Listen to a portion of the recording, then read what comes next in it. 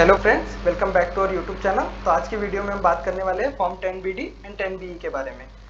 जानने के लिए आपको ये वीडियो पूरा एंड तक देखना होगा, और अगर आप इस चैनल पर नए हैं तो हमारे चैनल को सब्सक्राइब कर लीजिए ताकि टैक्सेशन एंड अकाउंट से रिलेटेड हर इन्फॉर्मेटिव वीडियो आप तक पहुँचता रहे। चलिए अब शुरू करते हैं, आप एंड तक बने रहिएगा।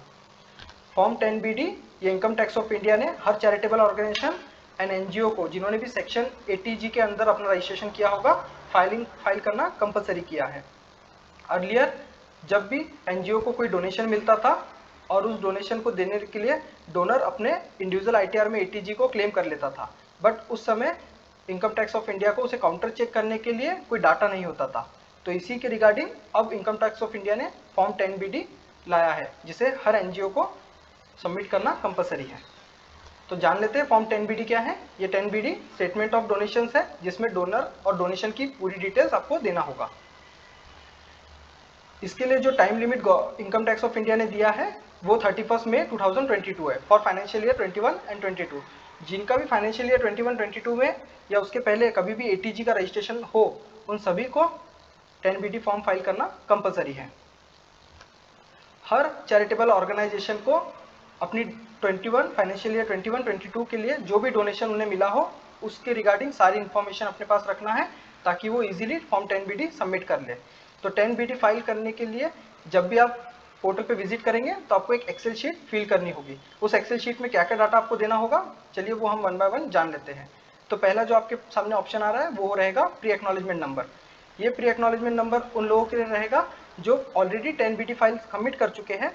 अगर उन्होंने जो 10BD फाइल सबमिट किया है उसमें डोनर की डिटेल या कुछ भी रेक्टिफिकेशन या करेक्शन आप करना चाहते हैं, और जब भी आप again revise 10BD form submit करेंगे तो उस समय आपको ओल्ड नंबर वहां पर एंटर करना होगा। अब आईडी कोड के बारे में जानते हैं।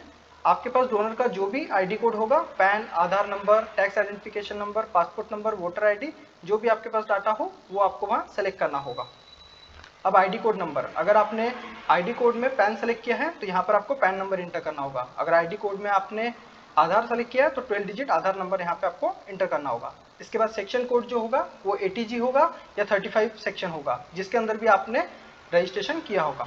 इसके बाद name of donor and address of donor, ये आपको बाय हैंड डाटा एंट्री करनी होगी, जिसमें name of donor as per ID code होगा। अगर पैन उन्होंने दिया है तो पैन के ऊपर जो भी नाम होगा वो आपको यहाँ इंटर करना होगा एज पर पैन कार्ड। अगर आधार कार्ड दिया है तो as per Aadhaar card. Address of the donor ये कंपलसरी नहीं है, अगर आप इंटर करना चाहते हैं तो वहाँ इंटर कर सकते हैं। इसके बाद आता है donation type, corpus, specific grant, other. आपको जो भी डोनेशन मिला होगा वो किस पर्पस के लिए मिला है उस हिसाब से आपको इसे सेलेक्ट करना होगा। इसके बाद है मोड ऑफ रिसिप्ट, आपको डोनेशन किस वे में आया है, कैश, इलेक्ट्रॉनिक मोड या अदर वे में आया है, तो आपको वो वहाँ सेलेक्ट करना है। इसके बाद अमाउंट ऑफ डोनेशन, ये आपको इंडियन रुपीज़ में ही मेंशन करना होगा। अब इसके बाद बात करते हैं हम 10BE के बारे में। ये सर्टिफिकेट ऑफ डोनेशन है। जैसे ही आप अपना फॉर्म 10BD सबमिट करते हैं, स्टेटमेंट ऑफ डोनेशन, उसके बाद 24 आवर्स के बाद या फिर विथिन 2 to 3 डेज में आपका certificate of donation 10BE issue हो जाएगा, जो आपको डाउनलोड कर लेना है और अपने डोनर को प्रोवाइड करना है। इसे भी डाउनलोड करना आपको 31 मई 2022 के पहले ही करना होगा, इसकी भी ये लास्ट डेट है।